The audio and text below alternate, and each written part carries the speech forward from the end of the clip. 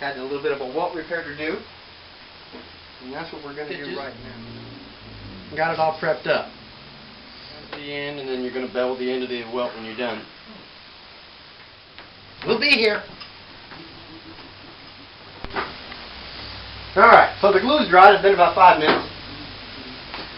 I'm just going to put the filler cork into the opening of the pad. Of course, I pulled out all the old filler cork and got it all sanded up and prepped before I put it on.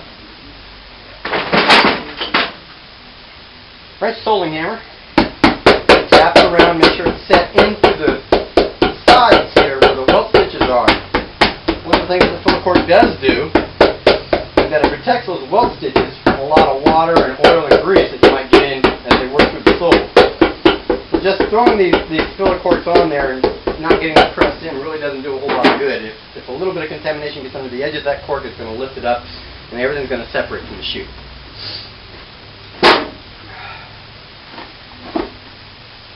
And of course there's a left and a right. I always get that right.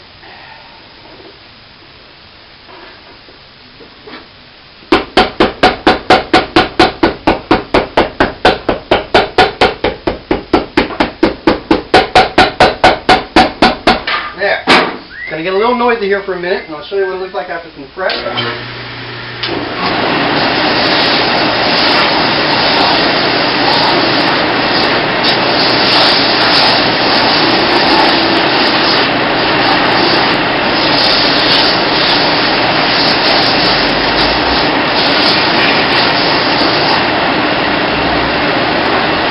Now we've filled all this in with filler cork. Leveled it all out. So when the person wears the shoe, it's going to have that extra comfort. It's going to keep it from getting hot or cold. And it'll just be a lot more comfortable for them.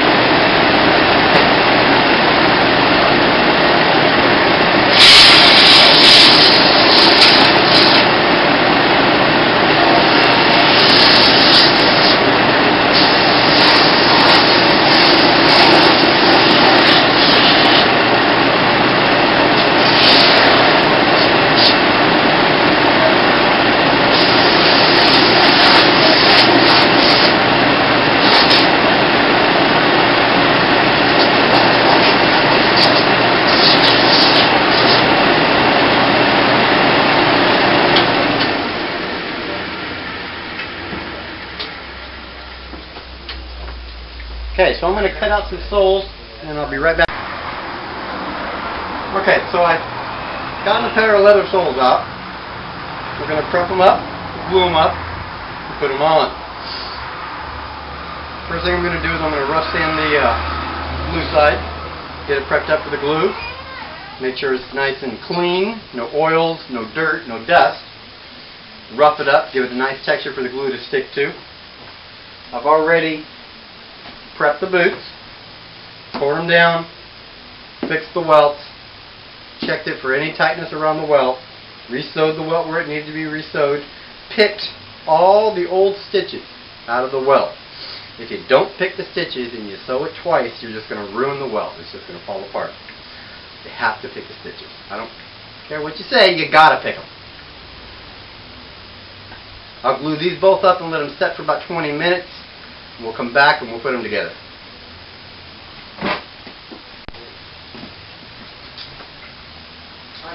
Okay, now we've glued both the shoe and the soles. We let them set and dry, about 15 minutes. The next thing we're going to do is we're going to put the sole on the shoe. What I'm doing right now is I'm working the leather in the shank area, making it soft and limber, because we have a bend, a natural curve that we want the sole to adhere to. We don't want the boot to mold to the flat sole, we want the sole to mold to the boot.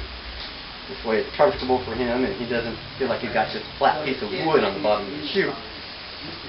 Always spot it from the heel to the toe.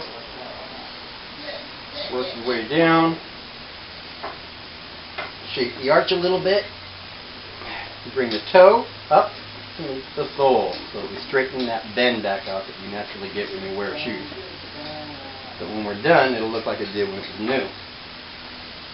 The next thing we're going to do is we're going to secure it. You never really want to pound too hard down the center. That's where the shank is. You don't want to break the shank. you want that sole to bend around that shape. Work your way up the middle of the boot while we're working to the front. Then you can seal your edges.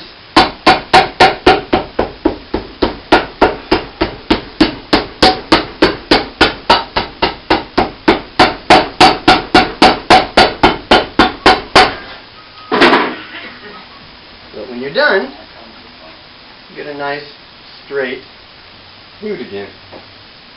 And compare it to what it looked like before.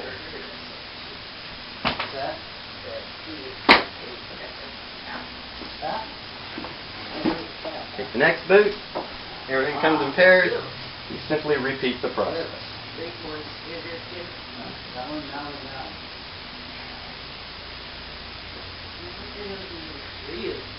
That's like saving a type machine. A pioneer would have a totally different purpose.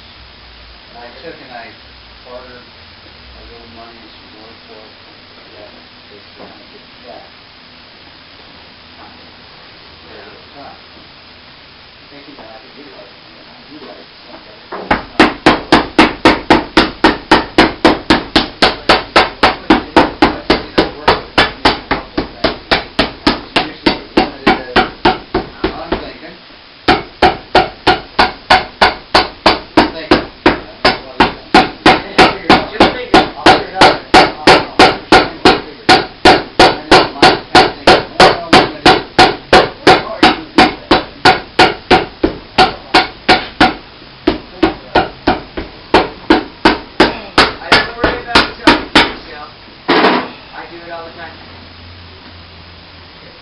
Okay, next thing I'm going to do is I'm going to press the sole edges, and I'm going to trim it so that it's a little closer to the welt.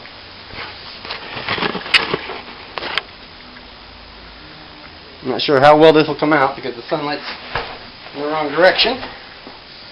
But hopefully you can get an idea. This is called a 5-in-1. This particular operation that I'm doing is pressing the welt edges to the sole that I just put on, giving us a nice tight bond. And this will be my cutter wheel, and I will very carefully trim the excess material off. The more I can take off here, the less I have to sand.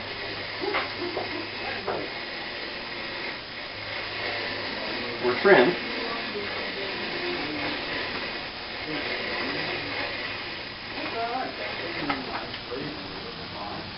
It actually starts to look like a boot again.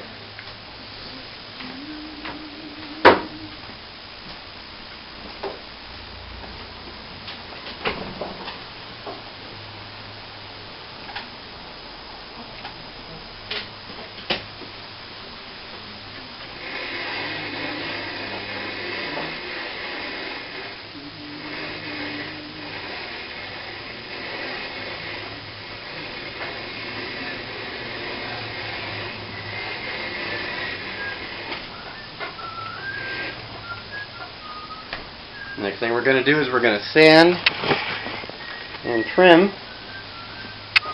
the sole edges. Okay, what I've done now is I've trimmed the soles to the boot, blending in the new welt pieces on both here and the toe, and give them a general sole shape now. I've also put a couple of marks here. These marks correspond with the end of the welt. That's where my taper is going to begin for the peg chain.